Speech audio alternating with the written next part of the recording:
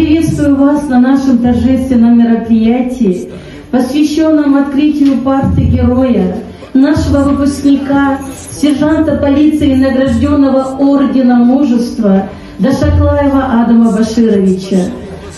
Адам Баширович в свои 24 года, проявив смелость, проявив бесстрашие, проявив самоотверженность, отдал свою жизнь для того, чтобы мы с вами сегодня могли учиться, жить, трудиться под мирным небом, для того, чтобы наша Родина оставалась независимой, свободной.